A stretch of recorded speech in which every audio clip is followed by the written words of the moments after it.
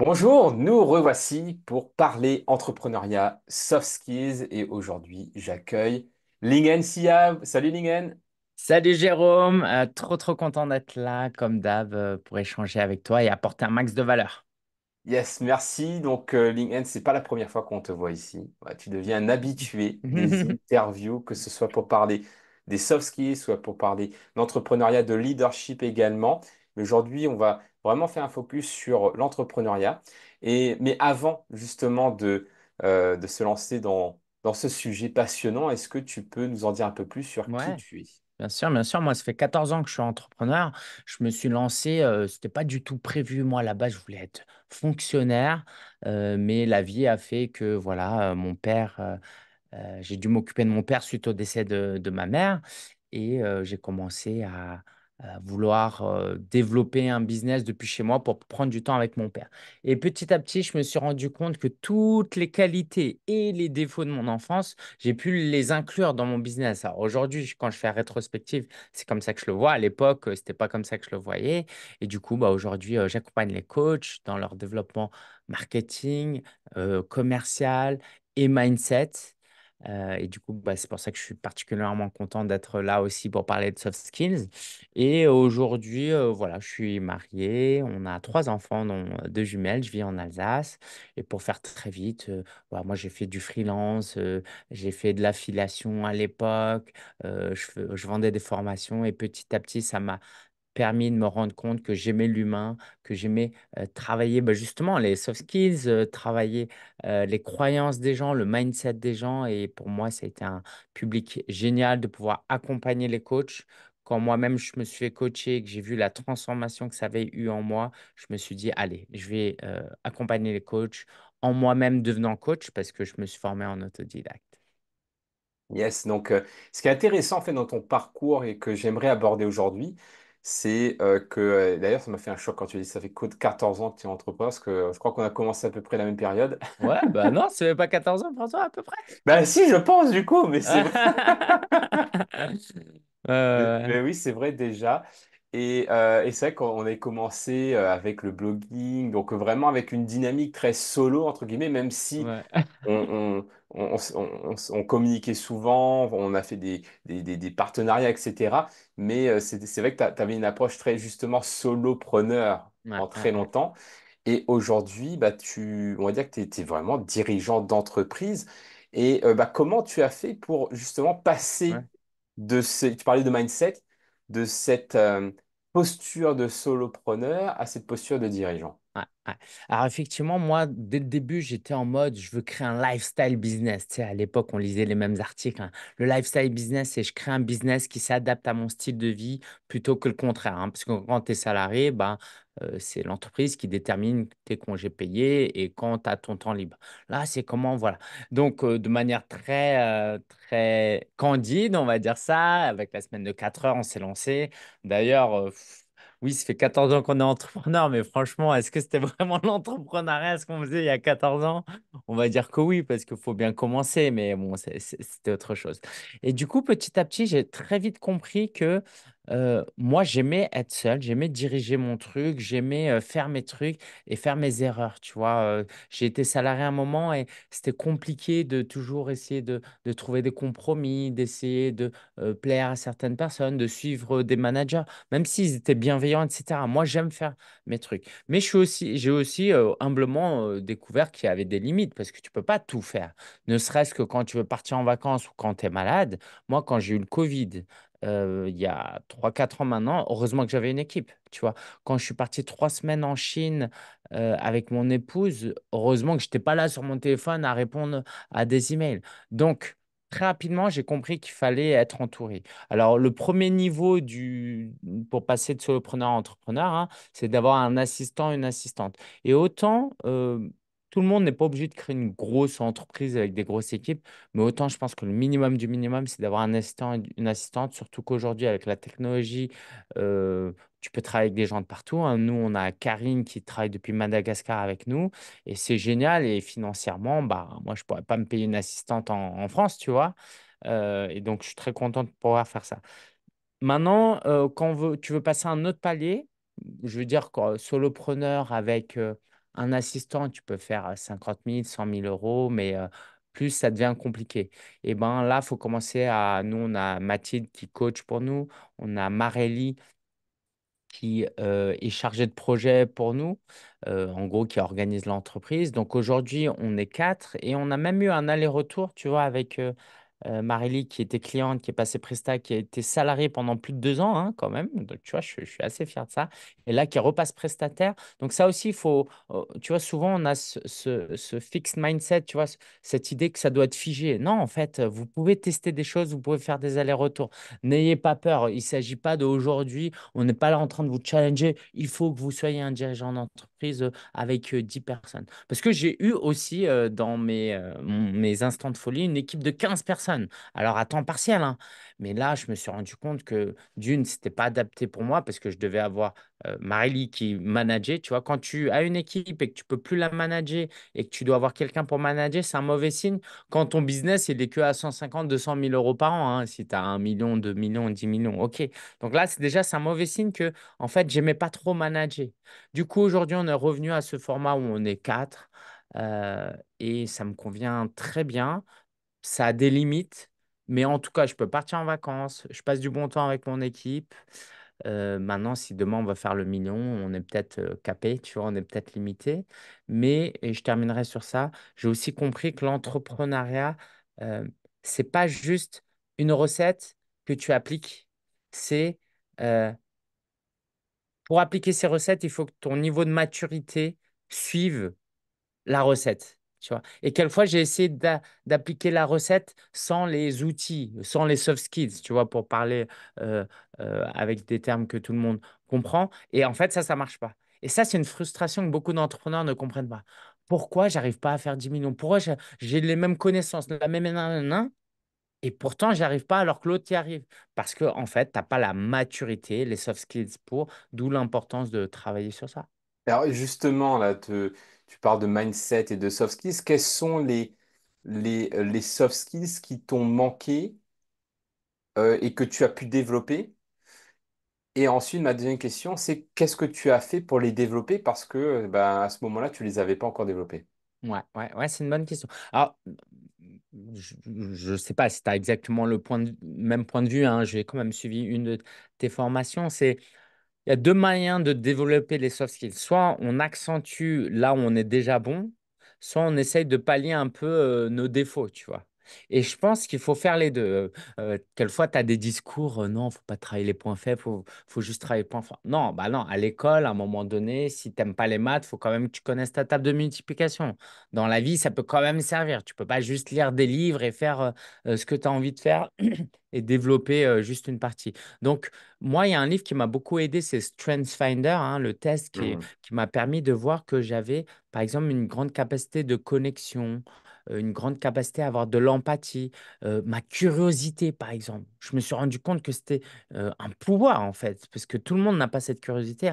Pour un coach, c'est la base d'être curieux. Tu vois, si c'est là, vas-y, je vais lui poser une question parce qu'il faut la poser, j'ai mon script. Non, c'est raconte-moi ta vie, raconte-moi tes galères, raconte-moi tes souffrances, raconte-moi ton émotion du moment. Tu vois, j'ai besoin de savoir. Tu vois, j'allais te dire, je veux savoir. Non, c'est un besoin. Mhm. Donc, j'ai développé certaines euh, compétences douces comme la curiosité, au lieu de voir ça comme un défaut, tu vois. Oh, faut pas que je pose trop de questions. Ah, mais qu'est-ce qu'il va sentir? Non, je suis allé à fond dans le truc. J'ai créé un business model ou ce défaut, parce que cette curiosité-là, ailleurs, c'est un défaut, hein, c'est ça qui est Mhm. intéressant. Mais dans un métier de coach, c'est l'une des plus grandes qualités, tu vois.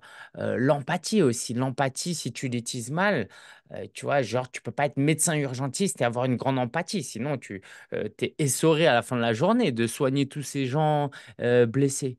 Eh ben, euh, cette empathie-là, dans mon activité de coach, elle est top. Maintenant, ça a aussi des limites, dans le sens où si j'ai trop d'empathie pour des clients insatisfaits ou qui demandent un remboursement, etc., ou qui ne peuvent pas payer parce que financièrement, c'est compliqué dans leur vie, tu vois, tu peux te laisser émerger. Ton équipe qui n'est pas contente ou qui te donne la perception qu'ils ne sont pas contents. Donc, il faut canaliser ces forces. Et moi, je pense que une des, une des soft skills une des soft skills à utiliser dans les soft skills, c'est de savoir utiliser nos soft skills au bon moment, au bon endroit. Alors, il y a Hmm, peut-être des meilleurs termes que ce que je viens de dire, mais je pense que les gens comprennent. C'est-à-dire, une qualité, c'est pas juste une qualité en soi, il faut savoir l'utiliser au bon endroit, au bon moment.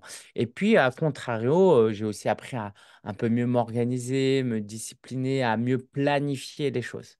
Et là où c'est subtil, c'est que je pense que tu vois j'ai un côté très structuré et planificateur, mais c'est une graine. Et une graine, c'est pas une fleur, tu vois. Mais en même temps, une fleur, elle a besoin d'une graine. Et ça, bah, grâce à mon équipe, à des formations, à l'expérience, j'ai pu faire naître ça. Et je me suis rendu compte que quand avant, je m'enfermais dans une identité de je suis désorganisé, aujourd'hui, hmm, je me rends compte que je suis quelqu'un qui aime planifier.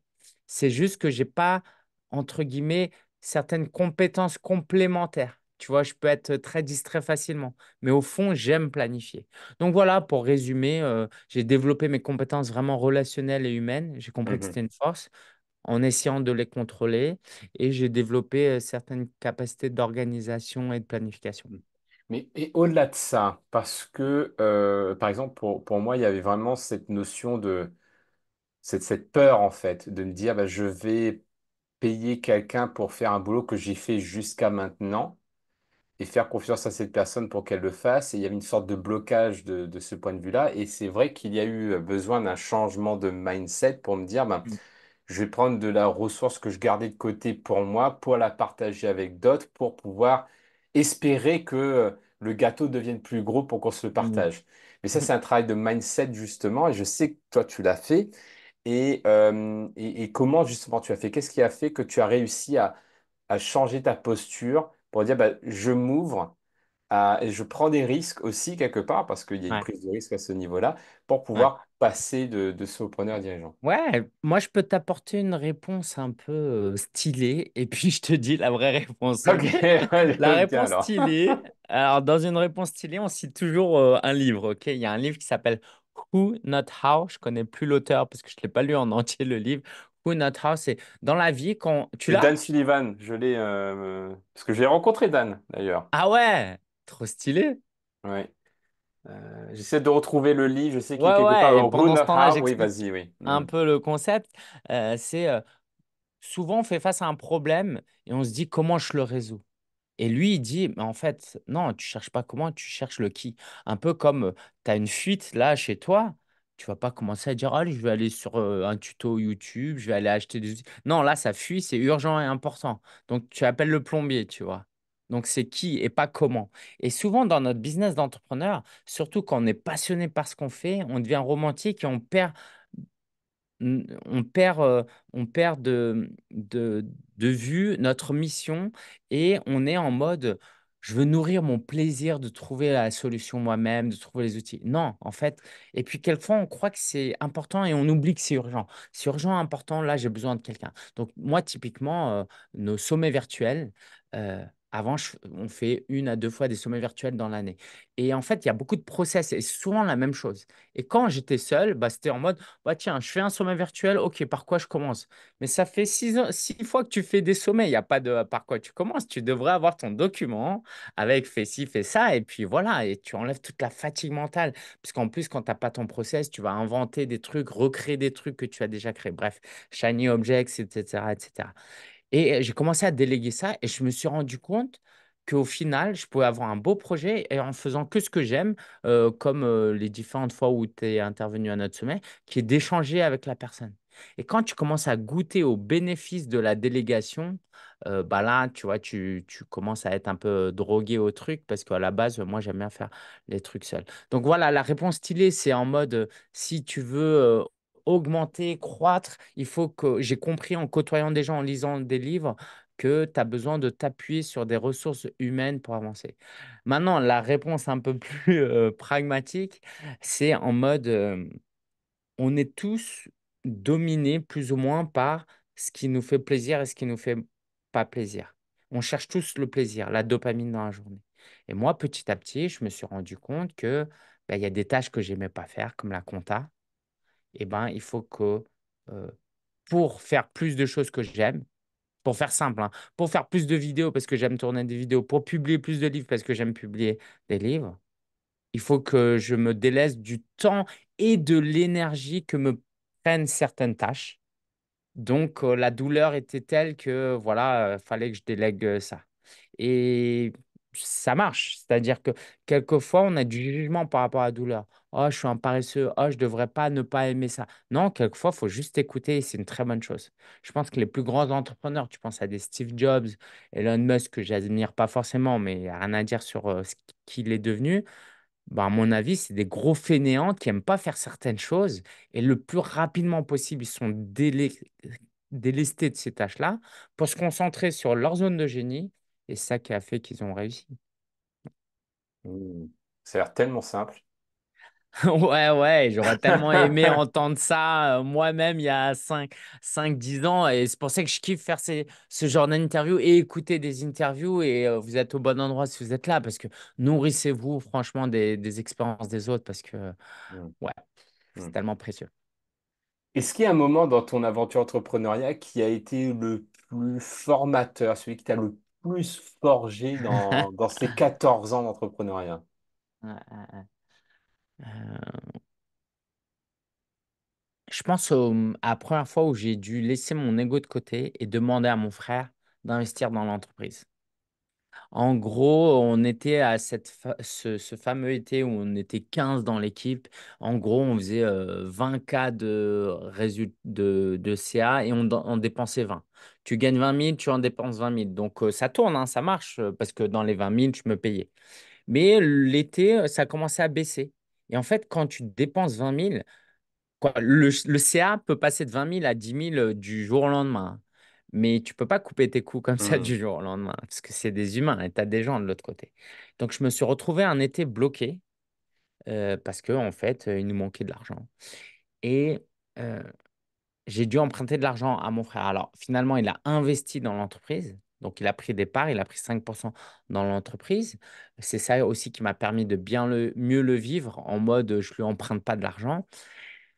Et ça a été très formateur pour plusieurs raisons. La première, c'est l'humilité, parce que demander de l'argent à son frère, même s'il investit, c'est vraiment pas agréable.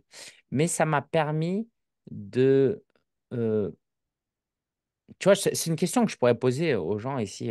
Souvent, en France en tout cas, si on vous dit emprunte de l'argent pour lancer ton business, c'est non, non, non. C'est d'ailleurs souvent, il faut que je fasse des économies avant de lancer mon business. Il faut que j'ai de l'argent avant de quitter notre job. Et ça, c'est très français et c'est ni bien ni mal.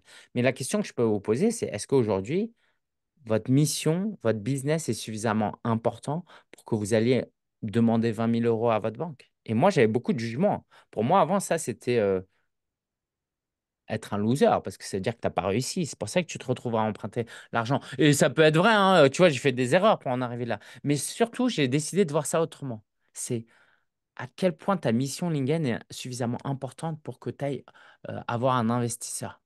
Parce que j'aurais pu très bien prendre un autre job, j'aurais pu virer tout le monde en fait hein, et faire 15 000 de CA et 5 000 euros de dépenses et j'aurais tenu. Mais j'ai décidé de garder mon train de vie comme par exemple, Marily, elle a été salariée pendant 2 ans, plus de 2 ans. Alors, je ne la payais pas énormément, mais je vous laisse imaginer que ça coûte cher d'avoir une salariée. Ben, on a eu des moments de difficulté où on a emprunté de l'argent, encore une fois, parce qu'à un moment donné, c'est est-ce que ma mission est plus importante que mon ego et l'émotion et le jugement que j'ai?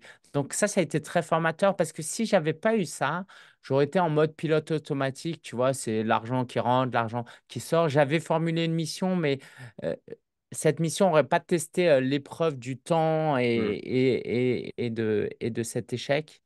Donc, ouais, moi, ça m'a vraiment formé. Et en plus, le petit bonus, c'est que j'ai eu le courage d'en parler publiquement de Hmm. ça. Et j'ai vu certaines personnes attirées par cette sincérité, cette authenticité. Et ça les a aidées. Et ça aussi, ça m'a permis de voir que, ouais, je le savais, hein, mais là, je l'ai vraiment su que, en fait, en partageant sa vulnérabilité, c'est là où aussi on peut impacter la vie des autres. Donc, ouais, très formateur. De m'être retrouvé dans le rouge, même si je le souhaite à personne et que je me le souhaite pas une autre fois. Ouais, c'est vrai que ça demande énormément de courage, hein. Souvent, on a l'impression que la vulnérabilité, c'est de la faiblesse, alors que c'est tout l'inverse. Ça t'aurait pu faire le fort, etc. Ouais. Mais ça ne t'aurait pas correspondu et ça ne t'aurait pas servi non plus, finalement. Hein, c'est clair, c'est clair. Et puis ouais, tu gardes, tu maintiens ton image, mais ouais, au final, ce qui compte, c'est est-ce que quand tu te couches, tu arrives à dormir et tu dors avec le sourire. Alors, c'était désagréable, hein, surtout avec mon épouse. Financièrement, c'était compliqué, mais en fait, ma mission était trop importante pour que je me laisse aller par une petite tempête, quoi. Ouais. Hmm. Et avec le temps, d'où l'importance de passer du temps avec d'autres personnes en mastermind. Voilà. Avec le temps, je me suis rendu compte qu'en fait, derrière le succès de beaucoup d'entrepreneurs, il y a des prêts bancaires, il y a des investisseurs, il y a des galères financières. Et ça m'a aidé aussi parce que sinon, j'aurais toujours eu cette voix, ouais, tout le monde réussit, pas toi. Non, c'est pas vrai en fait. C'est pas vrai. Quelquefois, on est, je le dis souvent, tu vois, on est notre meilleur ami, on peut être notre meilleur ennemi. Et si on ne fait pas attention, on est bien souvent notre meilleur ennemi que notre meilleur ami. Hmm. Et comment on fait pour être un peu plus notre meilleur ami, du coup, surtout en Ouais, entrepreneuriat? ouais, c'est pas facile. Bah, alors, la réponse facile, c'est de dire faites-vous coacher, faites-vous accompagner. Pourquoi? Parce qu'en fait, on va vous challenger. L'autre personne a suffisamment l'expérience pour vous aider sur ça. Mais sinon, vous pouvez déjà vous auto-coacher, c'est déjà énorme. Et l'idée, c'est d'avoir une conscience de soi, de ses décisions, de ses réflexions. Le plus simple, c'est de se dire, OK, là, dans ma décision, est-ce qu'il y a une peur, il y a une croyance limitante, ou il y a quoi? Il y a de l'enthousiasme, etc. Et d'être humble et de se questionner. Parce que souvent, on prend des décisions d'ordre émotionnel. Et le pire, c'est les décisions émotionnelles qu'on enrobe d'une décision rationnelle. Ah oui, mais emprunter de l'argent, c'est mal. Regarde, après, tu dois payer ça comme taux d'intérêt. Nan. Et puis, biais de confirmation, tu vas trouver des exemples de gens qui ont emprunté et c'est pas bien, tu vois. Et en fait, tu t'es raconté ta propre histoire. Non, je pense qu'il faut être humble et, et se challenger. OK. Et moi, je le fais, alors je me torture pas l'esprit, hein, mais toutes mes décisions, je les challenge, tu vois.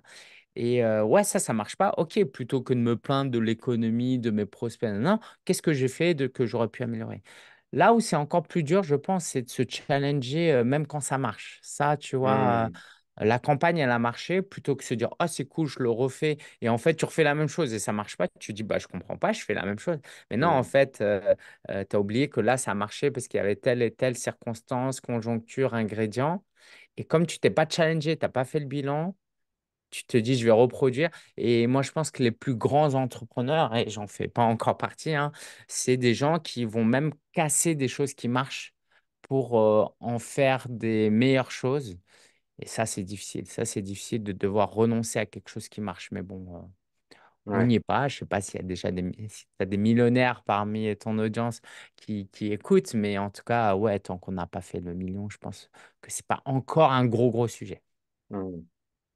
Et tu accompagnes principalement des coachs et aussi donc des entrepreneurs. Est-ce qu'il y a, alors, quel est le conseil que tu... Alors, je sais qu'un coach ne donne pas de conseils, mais bon, déjà dans Si, si, moi, j'en l'accompagnement donne. que tu fais, quel est le conseil que tu donnes le plus souvent?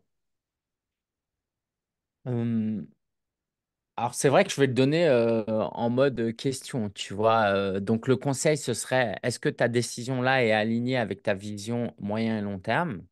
Mais je vais le formuler en question, quelle est ta vision moyen et long terme et est-ce que cette décision... Donc, ouais, pour moi, c'est ça. Et ça, c'est tellement dur parce qu'au quotidien, tu as envie de prendre des décisions juste pour nourrir le court terme, tu vois, c'est normal. Keynes disait qu'à long terme, on est tous morts. Donc, quelquefois, faut vraiment prendre des décisions urgentes pour sauver.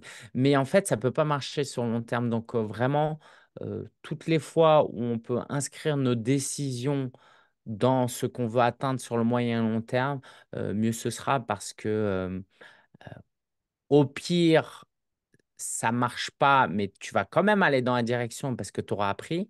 Et si ça marche, tant mieux. Mais si tu prends une décision court terme, court-termiste qui va à l'encontre de ta vision à long terme, euh, si ça marche pas, tu n'en tires pas d'apprentissage. Hmm. Et si ça marche, tu as même le risque que ça te dévie de ta vision. Tu vois, ça, tu peux tellement facilement. Tu vois, je veux dire, moi, par exemple, la pire chose qui puisse m'arriver aujourd'hui, c'est de gagner au loto et d'être millionnaire. Parce que ouais, tu vois, on en parlait en off. Moi, je me vois facilement chiller, me la couler douce, pas réinvestir et pas faire attention. Alors, Bon, peut-être qu'aujourd'hui, je saurais mieux l'utiliser, mais allez, il y a 5 ans, j'aurais détesté recevoir 1 million comme ça mais du ciel, parce que j'aurais fait n'importe quoi avec, parce que j'aurais réfléchi court terme, alors que mes galères m'ont forgé à m'inscrire sur une vision plus long terme de ma vie. Et aujourd'hui, et je terminerai sur ça, j'ai 3 enfants en bas âge, je vais même jusqu'à réfléchir à quelle entreprise j'aimerais créer pour qu'un jour, elles aient envie de reprendre la boîte, tu vois. Ça, ce Mm. serait mon rêve ultime professionnellement parlant, de créer une tellement belle entreprise, et j'ai pas dit grosse entreprise, hein, forcément, tellement une belle entreprise que mes enfants en soient tellement fiers qu'elles aient envie de travailler et de reprendre la boîte. Ça, ce serait vraiment, voilà, ça me guide sur le long terme. Alors, super intéressant, super inspirant. Merci beaucoup, LinkedIn. Donc, pour les personnes qui veulent en savoir plus sur ce que tu fais, veulent te suivre, donc là, tu as une actu, donc Ouais, un ouais. bouquin qui sort. Ouais, je vais en parler très brièvement. Le livre est en précommande, s'appelle Business Mindset. Donc voilà, si vous aimez cet échange, si vous aimez les soft skills, c'est sûr que je vais parler de ça, de comment on réfléchit, de comment... Alors, c'est surtout destiné à destination des coachs et des formateurs. Sinon, ça va vous servir, mais ce sera un peu moins pertinent. Et gros, on a beaucoup de passionnés, de gens qui veulent changer le monde, qui veulent accompagner, qui veulent coacher, mais qui réfléchissent comme des coachs. Sauf que là, tu es en train de créer une entreprise avec du coaching et le navire, c'est ton entreprise. Si tu veux, le coaching, c'est juste un container.